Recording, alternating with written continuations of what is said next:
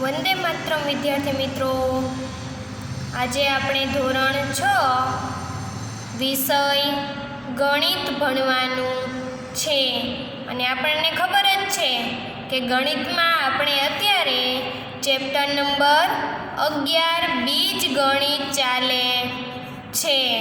તો બીજ ગણિતમાં આપણે સ્વાધ્યાય 11.4 પૂરું કર્યું હતું.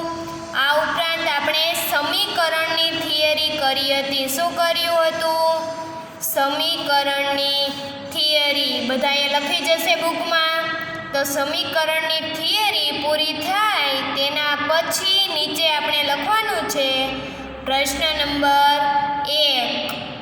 નીચેના પૈકી કયા સમીકરણો છે તે કહો અને જવાબનું કારણ આપો. હવે આપણે સમીકરણની થિયરીમાં શું શીખ્યા હતા? તો પહેલાં તો સમીકરણનો ઉકેલ જોયો હતો. બીજું શું જોયું હતું? તો કે તેના માટે એક ઉદાહરણ જોયું હતું. અને સમીકરણ માટે બે વસ્તુ સંતોષાતી હતી. બે વસ્તુ હોવી જરૂરી હતી. પહેલું શું હતું? તો કે તેમાં સરખાપણાની નિશાની હોવી જોઈએ, બરાબરની નિશાની. અને બીજું શું હતું? તો બીજું હતું કે તેમાં એક ચલ હોવો જરૂરી છે, તો જ સમીકરણ બનશે. આ ઉપરાંત સમીકરણમાં બંને બાજુ કેવી હોય? સરખી. ડાબી બાજુ બરાબર જમણી બાજુ, ડાબી બાજુ બરાબર જમણી બાજુ, અને બંને વચ્ચે બરાબરની નિશાની હોય, બંને બાજુ સરખી હોય તો જ તેને સમીકરણ કહેવાય. બધાને ખ્યાલ જ છે સમીકરણ વિશે.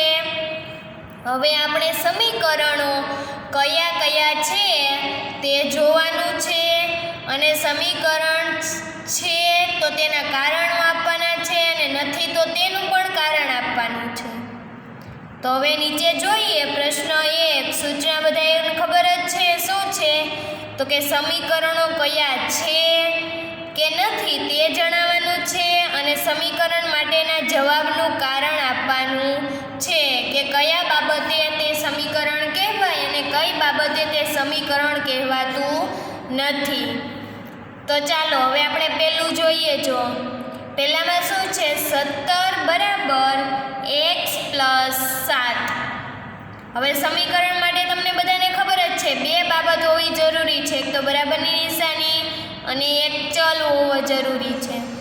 તો હવે બધાય સમીકરણમાં નીચે જોતું જવાનું છે અને તેના કારણો આપવાના છે. તો આ સમીકરણ આપેલું છે અને સમીકરણ છે કે નથી પહેલાં એ ચેક કરવાનું. તો પહેલાં જુઓ બરાબરની નિશાની છે, તો કે હા બરાબરની નિશાની છે. પછી બીજું શું જોવાનું? તો કે ચલ. આમાં ચલ તમને ક્યાંય દેખાય છે? જુઓ તો 3 માંથી કઈ ચલ છે? હા જો આવી ગયો x છે, એને શું કહેવાય? ચલ. તો આમાં ચલ પણ છે, બરાબરની નિશાની પણ છે, તો આને સમીકરણ કહેવાય કે નહીં? તો કે હા કહેવાય સમીકરણ. તો નીચે કારણ લખવાનું કે 17 બરાબર x + 7 એ સમીકરણ છે. શું છે? તો કે સમીકરણ છે. હવે સમીકરણની બાબત લખવાની. કઈ બાબતે તે કયા કારણે સમીકરણ કહેવાય છે? તો કયું કારણ છે? તો કે મેં ચલ x આપેલો છે તો લખવાનું, અને તેમાં ચલ x છે, x ચલ છે, બરાબરની નિશાની છે, તો તે સમીકરણ છે. હવે નીચેનું જુઓ તો t - 7 > 5. હવે આ સમીકરણ છે કે નથી એ જોવા માટે શું બે બાબત જરૂરી છે? બે બાબત કઈ છે? તો કે પહેલાં બરાબરની નિશાની હોવી જોઈએ અને બીજું ચલ હોવું જોઈએ. આમાં જુઓ તો બરાબરની નિશાની ક્યાંય તમને દેખાય છે? તો કે નથી. ચાલો બરાબરની નિશાની નથી. હવે ચલ જુઓ તો ચલ છે, હા ચલ છે પણ બરાબરની નિશાની નથી, તો તેને સમીકરણ કહેવાય નહીં, આને સમીકરણ કહેવાશે નહીં. નીચે કારણ આપણે લખવાનું છે t - 7 > 5 એ સમીકરણ નથી. હવે સમીકરણ નથી એના માટેનું કારણ આપણે આપવું પડશે ને. એની ઉપર સવાલમાં કીધું કારણ આપો, તો કારણ આપવાનું કે કારણ કે તેમાં સરખાપણાની અથવા તો બરાબરની નિશાની નથી. આનું કારણ શું છે તો કે આમાં ચલ છે પરંતુ સરખાપણાની નિશાની નથી, તેના માટે તેને ચલ સમીકરણ કહેવાશે નહીં. હવે નીચે જુઓ તો પ્રશ્ન 3 ત્રીજું, 4/4/2 બરાબર 2. પહેલાં જુઓ સમીકરણ છે કે નથી તે ચેક કરવાનું. તો પહેલું કારણ શું છે તો કે બરાબરની નિશાની હોવી જરૂરી છે. છે બરાબરની નિશાની? હા છે. હવે બીજું શું છે તો કે એમાં ચલ હોવો જોઈએ. ચલ જુઓ તો છે ક્યાંય 4/2 બરાબર 2, એમાં ચલ આપેલો છે નથી. તો આપણે નીચે લખશું કે 4/2 બરાબર 2 એ સમીકરણ નથી. હવે સમીકરણ નથી તો એના માટે કારણ પણ આપવાનું છે. તો લખવાનું કે કારણ કે તેમાં ચલ નથી. શું કારણ છે? બરાબરની નિશાની છે પરંતુ ચલ નથી, એ એનું શું છે? કારણ છે. હવે તેના પછીનો ચોથો શું આપેલું છે? 7/3 -19 બરાબર 8. હવે આ સમીકરણ છે કે નથી એ ચેક કરવાનું છે. ચેક કરવા માટે બે બાબતો. કઈ કઈ? તો કે પહેલાં બરાબરની નિશાની. બરાબરની નિશાની છે આમાં? હા, સરખાપણાની નિશાની છે. હવે બીજી બાબત શું? તો કે ચલ. આમાં ચલ તમને ક્યાંય દેખાય છે? જુઓ તો ચલ છે નથી. ચલ ના હોય તો તેને સમીકરણ કહેવાશે નહીં. તો નીચે લખીશું કે 7/3 -19 બરાબર 8 એ સમીકરણ નથી. હવે સમીકરણ નથી તો તેના માટે આપણે કારણ પણ આપવું પડશે. તો કારણ આપીશું કે કારણ કે તેમાં ચલ નથી. આમાં શું છે? જુઓ તો ચલ નથી. બરાબરની નિશાની છે પરંતુ ચલ નથી. આ ચલ નથી આપણા માટે શું છે? કારણ છે. હવે ત્યાર પછીનો પાંચમો, 5/4 -8 બરાબર 2x. આ શું આપેલું છે? એક સમીકરણ. હવે આપણે ચેક કરવાનું છે પહેલાં તો કે તે સમીકરણ છે કે નથી. તો તેના માટે બે બાબત હતી. પહેલું શું હતું? બરાબરની નિશાની. જુઓ તો બરાબરની નિશાની છે, હા આપેલી છે. હવે બીજી બાબત જોવાનું, તેમાં શું હોવું જોઈએ? તો કે ચલ હોવો જોઈએ. હવે ચલ જુઓ તો એમાં ચલ છે 5, 4, 8, 2x. હા, ચલ x આપેલો છે. બરાબરની નિશાની પણ છે અને ચલ પણ છે. તો તેને સમીકરણ કહેવાય. નીચે આપણે વાક્ય લખશું 5/4 -8 બરાબર 2x એ સમીકરણ છે. હવે સમીકરણ છે તો એમાં ચલ કયો છે તે લખવાનું છે. તો લખશું કે તેમાં ચલ x છે. શું છે? ચલ x છે. બરાબરની નિશાની છે તેના માટે, તેથી તેને સમીકરણ કહેવાય. હવે ત્યાર પછીનો છઠ્ઠામાં શું આપેલું છે? x -2 બરાબર 0. તો હવે તે સમીકરણ છે કે નથી ચેક કરવા માટે પહેલાં બરાબરની નિશાની આપેલી છે. બીજું જોવાનું ચલ આપેલો છે તો કે હા x ચલ આપેલો છે. ચલ પણ છે, બરાબરની નિશાની પણ છે. તો તેને સમીકરણ કહેવાય કે ન કહેવાય? હા કહેવાય. તો નીચે લખીશું કે x -2 બરાબર 0 એ સમીકરણ છે. હવે સમીકરણ છે તો તેમાં ચલ પણ હોવો જોઈએ. તો આમાં ચલ કયો છે? જુઓ તો ચલ કયો છે x, તો નીચે લખવાનું કે તેમાં ચલ x છે. હવે ત્યાર પછીનું 7મું 2m greater than less than 30. 2m છે એ 30 કરતાં મોટા છે અથવા તો 2m છે એ 30 મોટા છે અને 2m નાના છે. હવે એમાં સમીકરણ છે કે નથી એ આપણે અત્યારે ચેક કરવાનું છે. તો જુઓ તો પહેલાં બરાબરની નિશાની આપેલી છે નહીં, શું આપેલું છે લેસ ધેનની નિશાની છે. લેસ ધેન છે પરંતુ બરાબરની નિશાની નથી. હવે આપણે પહેલી જ બાબત છે કે પહેલી જ બાબત હોતી નથી તો તેને સમીકરણ કહેવાશે નહીં. તો નીચે લખીશું 2m લેસ ધેન 30 એ સમીકરણ નથી. હવે સમીકરણ ન હોય તો તેના માટે આપણે શું આપવાનું છે કારણ.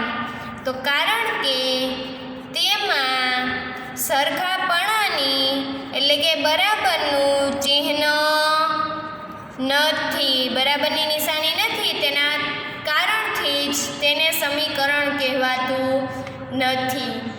હવે ત્યાર પછીનું 2n + 1 બરાબર 11. હવે 2n + 1 બરાબર 11 એમાં પહેલી બાબત શું જોવાની, બરાબરની નિશાની આપેલી છે. જુઓ તો પ્લસની નિશાની છે ને બરાબરની આપેલી છે, હા આપેલી છે. હવે બીજી બાબત જોવાની ચલ. તો ચલ આમાં જુઓ તો ચલ કયો છે n ચલ આપેલો છે, બરાબરની નિશાની છે, તેથી તે સમીકરણ કહેવાય. તો નીચે લખવાની બાબત કે 2n + 1 બરાબર 11 એ સમીકરણ છે. હવે સમીકરણ છે તો તેમાં ચલ કયો છે તે લખવાનું. તો આમાં જુઓ તો ચલ કયો આપેલો છે n, તો તેમાં લખશું કે તેમાં ચલ n છે. ખબર પડી બધાને. હવે ત્યાર પછીનો આગળ આવે છે 9મો 7 બરાબર 11 × 5 - 12 × 4.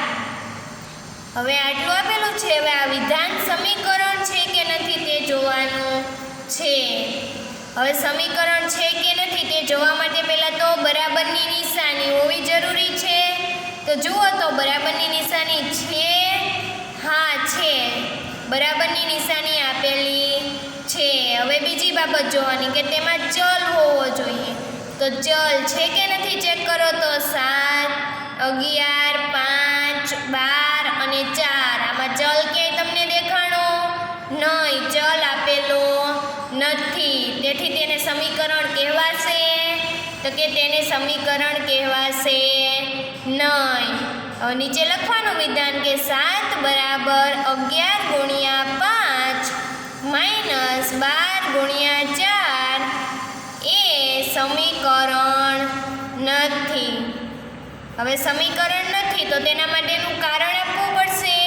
તો કારણ કે હવે કારણ શું હતું, બરાબરની નિશાની હતી પરંતુ ચલ નથી. એ શું હતું, કારણ હતું. કારણ કે તેમાં ચલ નથી. કારણ એ આપણને ખબર છે કે સમીકરણ શા માટે નથી, તો કે તેમાં ચલ નથી, તેથી તેને સમીકરણ કહેવાશે નહીં.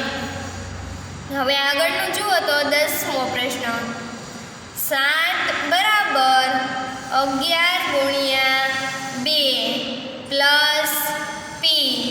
આ વિધાન આપેલું છે તે સમીકરણ છે કે નથી તે જોવાનું છે. તો હવે સમીકરણ માટે શું બે બાબત હોવી જરૂરી છે. પહેલાં તો બરાબરની નિશાની. તો બરાબરની નિશાની આપેલી છે તો કે હા બરાબરની નિશાની છે. હવે બીજી બાબત તેમાં ચલ હોવો જોઈએ. તો ચલ છે જુઓ તો 7 11 2 p. હા p શું છે, ચલ છે. તો ચલ છે, બરાબરની નિશાની છે, તેથી તેને શું કહી શકાય, સમીકરણ. તો નીચે વિધાન લખવાનું 7 બરાબર 11 × 2 + p એ સમીકરણ છે. હવે સમીકરણ હોય તો તેમાં ચલ કયો છે તે લખવાનો છે. તો જુઓ તો આમાં ચલ કયો છે? પી. તો લખવાનું કે તેમાં ચલ પી છે. કયો ચલ આપેલો છે? ચલ પી. હવે ત્યાર પછીનો આવે છે પ્રશ્ન 11. 20 બરાબર 5y. તો આ શું હોવું જોઈએ? સમીકરણ છે કે નથી આપણે ચેક કરવાનું છે. તો પહેલાં તો સમીકરણ માટેની બે બાબત. પહેલાં બરાબરની નિશાની. જુઓ તો બરાબરની નિશાની આપેલી છે? હા, આપેલી છે. ત્યાર પછી બીજી બાબત શું હોવી જોઈએ? તો કે તેમાં ચલ હોવો જોઈએ. ચલ આપેલો છે? હા, ચલ આપેલો છે. બરાબરની નિશાની પણ છે, ચલ પણ છે, તેથી તેને સમીકરણ કહેવાય. તો નીચે આપણે વિધાન લખીશું કે 20 બરાબર 5y એ સમીકરણ છે. હવે સમીકરણ છે કે નથી એ ચેક થઈ ગયું. હવે બીજી બાબત શું હતી? તો કે તેમાં ચલ કયો છે તે જોવાનું. તો આમાં ચલ કયો છે? જુઓ તો ચલ શું હોય? અંગ્રેજીના મૂળાક્ષરો. તો 20 ચલ કહેવાય? નહીં. 5 ચલ કહેવાય? નહીં. ચલ માટે શું આપેલું છે? અંગ્રેજીનો મૂળાક્ષર y. તો આગળ લખીશું કે તેમાં ચલ y છે. ચલ કયો આપેલો છે? y. હવે ત્યાર પછીનો 12મો 3q. આ શું આપેલું છે? q. 3q છેદમાં 2 લેસ ધેન 5. હવે આ સમીકરણ છે કે નથી એ ચેક કરવાનું છે. પહેલાં તો આ સમીકરણ છે તેના માટે પહેલાં બરાબરની નિશાની. બરાબરની નિશાની આપેલી છે? તો કે નહીં, બરાબરની નિશાની નથી, પરંતુ ચલ છે. ચલનું કામ નહીં. બરાબરની નિશાની અને ચલ બંને હોવા જોઈએ. આમાં એક વસ્તુ છે, એક વસ્તુ નથી, તેથી તેને સમીકરણ કહેવાશે? તો કે સમીકરણ કહેવાય નહીં. તો 3q છેદમાં 2 લેસ ધેન 5 એ સમીકરણ નથી. હવે સમીકરણ નથી તો નથી શા માટે? તે માટે આપણે કારણ આપવું પડશે. તો કારણ શું છે આમાં? તો કે બરાબરની નિશાની નથી. કારણ કે તેમાં બરાબરનું ચિહ્ન નથી. આ આપણા માટે એક શું છે? કારણ છે કે તેમાં બરાબરની નિશાની નથી. હવે આમાં જુઓ, બરાબરની નિશાની હોત તો તેને સમીકરણ કહેવાય. આમાં બરાબરની નિશાની નથી, તેથી જ તેને સમીકરણ કહેવાતું નથી. હવે ત્યાર પછીનો પ્રશ્ન 13. z + 12 greater than 24. z + 12 greater than 24.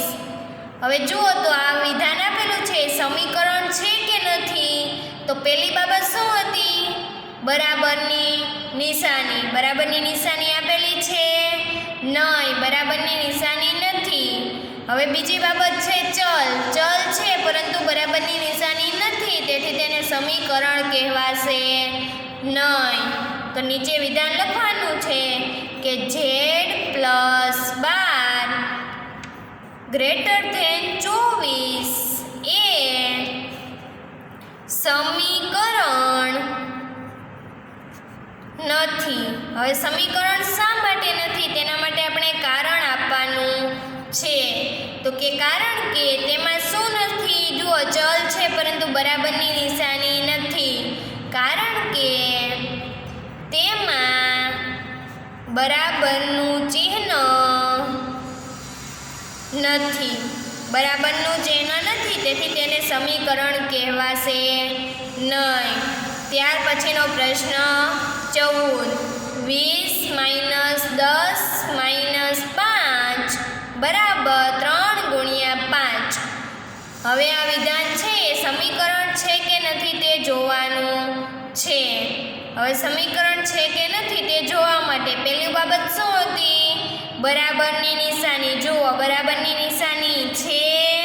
હા, બરાબરની નિશાની આપેલી છે. હવે બીજી બાબત જોવાની. બીજે શું હતું તો કે તેમાં ચલ હોવો જોઈએ. તો ચલ જુઓ 20, 10, 5, 3, 5, એક પણ ચલ આવ્યો નથી. બરાબરની નિશાની છે પરંતુ ચલ આપેલ નથી, તેથી તેને સમીકરણ કહેવાશે નહીં. તો નીચે આપણે વિધાન લખીશું કે 20 કૌંસમાં 10 - 5 બરાબર 3 × 5 એ સમીકરણ છે કે નથી? નથી. કારણ કે હવે તેના માટે આપણે શું આપવાનું છે?